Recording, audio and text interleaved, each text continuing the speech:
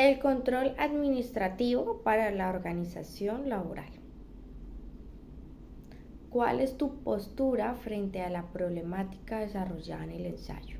Bueno, Frederick Winslow Taylor, él fue pues un ingeniero mecánico y un economista estadounidense. Él fue el promotor de la Organización Científica del Trabajo. Frederick tenía unas condiciones de salud como la pérdida de vista. Él con el tiempo empezó a perder la vista y su cuerpo pues era de una contextura débil. Entonces básicamente bajo esa condición física él interiorizó y dedicó su vida bajo estas condiciones. Fue como una representación como una fuente de estudio y de análisis, en donde él concibió bajo la perspectiva pues exterior cómo debía ser la mejora del rendimiento físico expuesto de los trabajadores.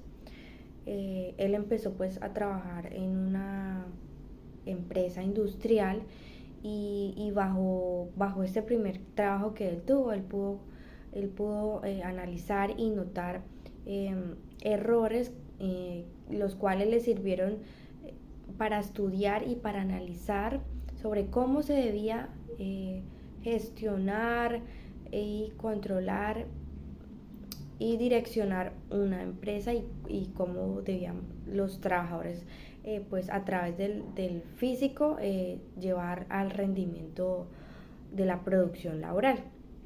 Entonces bajo este análisis, bajo ese entorno, básicamente para él era importante tres elementos que son la medición, el espacio y los movimientos. Entonces, estos tres elementos en conjunto le brindaban a él la información útil sobre cómo lograr la mayor eficiencia posible pues para la producción laboral. Entonces, en este orden de ideas, el objetivo era lograr pues la máxima prosperidad de la empresa, no solamente pues para el trabajador, sino también para el empresario. Entonces, Taylor propone, bajo su teoría de los 4 principios, él propone el principio de la planeación, la preparación, principio de control y principio de ejecución. De los 4 principios, yo escogí el principio del control. Entonces, pues bajo una postura crítica y personal, este básicamente se basaba pues en controlar el trabajo para certificar que este mismo estaba siendo ejecutado pues de acuerdo a las normas establecidas y según el plan previsto.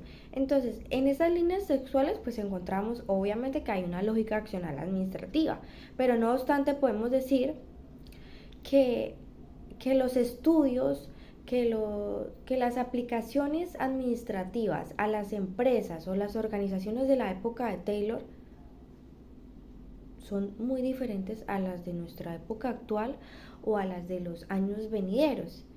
Entonces, obviamente, pues los tiempos varían en cuanto a desarrollos y entornos y aplicaciones, lo que hace pues necesario que vengan otros autores y modifiquen esas falencias dentro de la teoría de Taylor. Entonces, en la época de Taylor,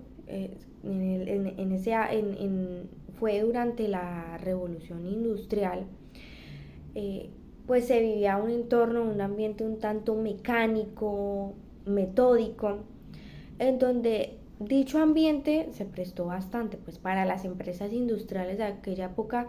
Esto generó el abuso de quienes ejercían un grado de ejecución alto como los operadores, que trajo consigo pues por ende la violación del principio de la unidad de mando.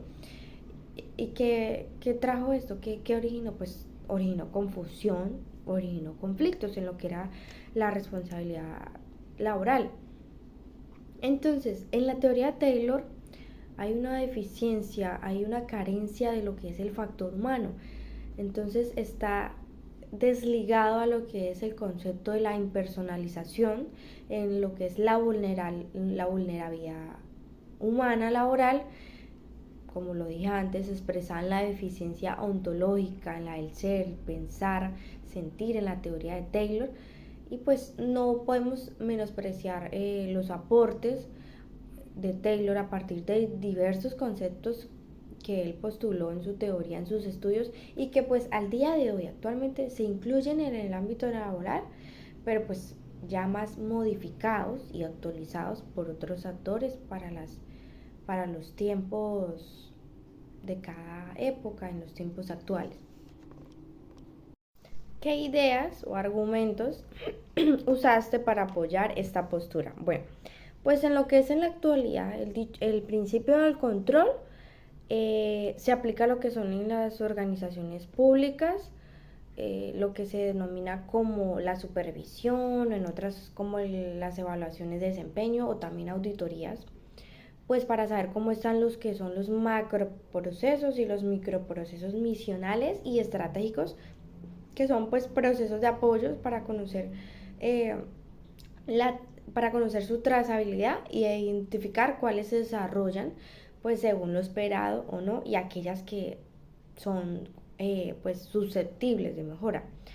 En la organización pues también se controla obviamente a los trabajadores, se les realiza un seguimiento bajo unas reglas, organizaciones y lineamientos que ya están establecidas, como las políticas empresariales, lo que son para el ordenamiento y cumplimiento laboral. Cabe pues mencionar o destacar o decir que pues durante la época de Taylor, dicho principio generó el abuso, la explotación y el acoso laboral de los trabajadores, que los llevó a ellos a su máximo agotamiento en unas condiciones realmente insalubres por los operadores, bajo la argumentación de ellos de que tenían que cumplir el jornal diario. Al hombre se veía como un objeto maquinario, como una pieza más, una pieza mecánica que debía trabajar y cumplir ciertos procesos. Entonces, bajo estas condiciones, el trabajador se agotó, no se miraba inspirado bajo, bajo unos motivos personales, sino pues simplemente el trabajador eh, se veía motivado por esa necesidad económica. Entonces pues en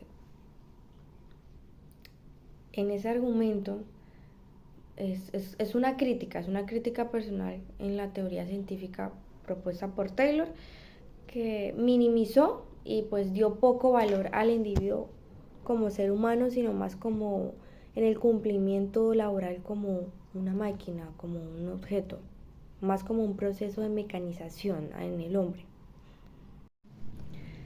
¿Qué ideas de otros autores citaste para validar tus argumentos de autoridad? Bueno, pues cada aporte que se ha hecho a la administración trajo consigo pues escuelas administrativas que cada una se destacaba pues por una postura, corriente o pensamiento determinado. Con contemporáneo a la teoría de Taylor, al tiempo de Taylor nació lo que fue la escuela clásica, que ellos llegaron a la conclusión de que el ser humano solamente se motivaba por las necesidades económicas. Entonces, pues después llegó otra escuela, que es la escuela de las relaciones humanas, con sus autores, que dijeron, bueno, esto no puede ser así, vamos a seguir trabajando en la búsqueda de unos criterios más actualizados que consideren otros aspectos como los sociales y los psicológicos que fueron ignorados por Taylor. Psicológicos para el ser humano pues en su interacción con los demás, en la influencia del entorno, lo que era el entorno organizacional, pues para garantizar un buen desempeño laboral. Entonces, hacia el año 1927 aparece la figura del señor Elton Mayo, que él era un psicólogo y un sociólogo australiano, que fue él fue pues reconocido por su aporte a las ciencias de la administración. Él fue el principal representante de lo que fue la Escuela de las Relaciones Humanas. Él, él desarrolló una investigación en una fábrica que se llamaba la Western Electric and Hawthorne. Dicho estudio se llevó a cabo durante aproximadamente 5 años, en los que él analizó distintos aspectos en la empresa, en la organización, por ejemplo, los que valoraran los efectos de la iluminación con relación a la productividad, las variaciones de la jornada laboral y pues otros aspectos.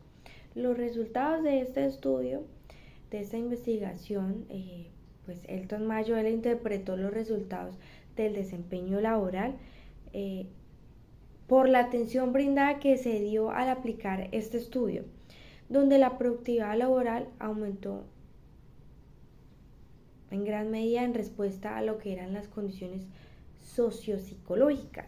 Entonces, bajo estos resultados, Elton Mayo, él dice, bueno, el hombre no solamente está motivado por las necesidades económicas, sino que también él se motiva por esas necesidades sociales. El ser humano, por naturaleza, es un ser social, entonces tiene unas necesidades sociales. Entonces aquí podemos ver que Elton Mayo en su estudio, en su teoría, él empieza a valorar, a apreciar, a considerar ese factor humano que fue carente en la teoría de Taylor. Entonces, bajo los argumentos de Elton Mayo fue los que yo pues me guié, o fue como un punto de partida para hacer una crítica a lo que fue la teoría de Taylor, ¿no? Entonces,